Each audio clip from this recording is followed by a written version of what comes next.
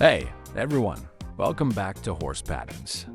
In our last video, we talked about domain-driven design and explored concepts like ubiquitous language, bounded context, and the context map. To deepen those ideas and get practical, today we're diving into domain model patterns and why they're so important in DDD. Let's jump right in. The domain model patterns provide a way to organize complex business logic using objects that reflect the core ideas and rules of a domain. By structuring code this way, you create software that is expressive, flexible, and easy to maintain as business needs evolve. Next, we'll look at the essential patterns that bring the domain model to life. Value objects are defined by their attributes and are inherently immutable. They never change after creation. They represent complete, meaningful concepts within the domain and are compared by their value rather than by identity.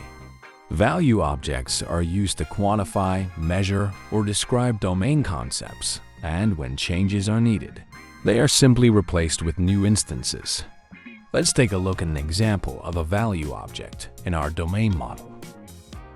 The contact class represents a complete set of contact information, including email, mobile number, and address. Unlike entities, value objects don't have their own unique identity. They're defined purely by their attributes. That means two contact objects with the same values are considered equal, regardless of where they appear in the system. Value objects are also immutable, so whenever you need to make a change, like updating an email address, you simply create a new contact instance. This makes your code easier to reason about and helps ensure the integrity of your data. Now that we've seen how value objects work, let's move on to entities, which are defined by a unique identity and can change over time. Entities are distinguished by their unique identity, which persists throughout their life cycle. They are dynamic, capable of changing state and properties over time, and they encapsulate both essential data and the business logic, including validation that defines their behavior. Let's see an example of an entity within our domain model. In this case, we have the personal data class, which represents the personal details of an athlete.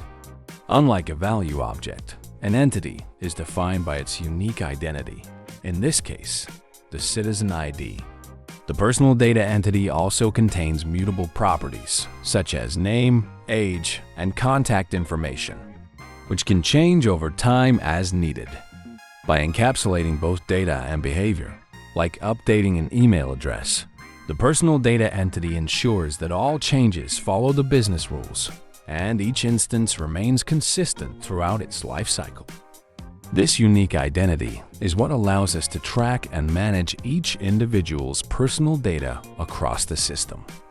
Keep in mind that the unique identity of an entity can be shared as a reference across different bounded contexts.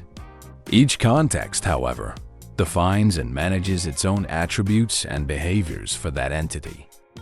With entities in place, the next step is to see how aggregate roots help organize and manage groups of related objects within the model.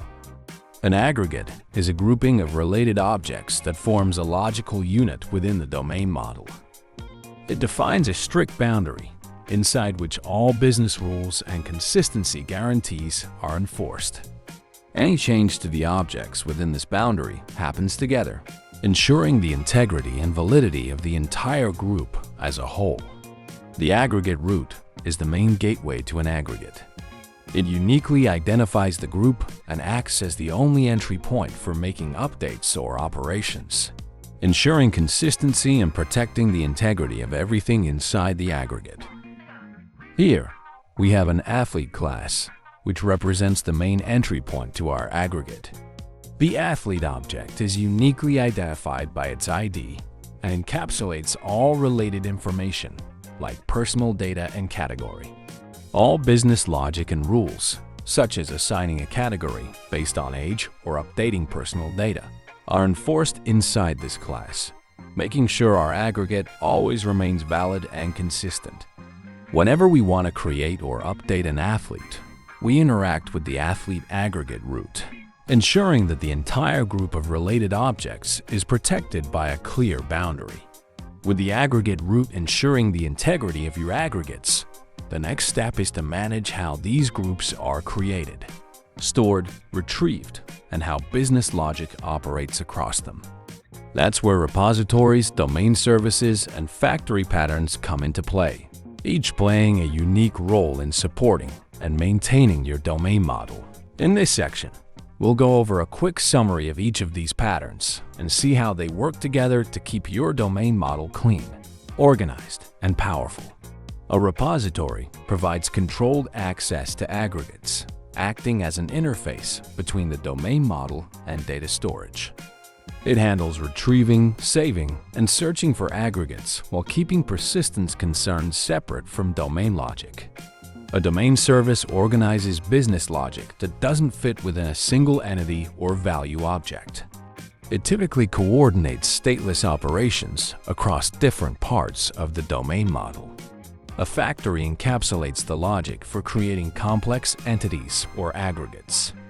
It ensures that objects are built correctly and always start in a valid, consistent state. Embracing domain model patterns is essential for building software that truly addresses business needs while remaining flexible and robust as your projects grow.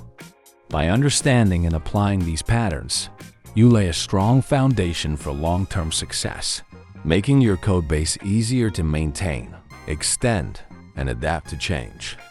Have you used the domain model patterns in your projects? Let me know in the comments. If you enjoyed this video, don't forget to like, subscribe, and hit the notification bell for more awesome software design content. Thanks for watching, and I'll see you in the next one.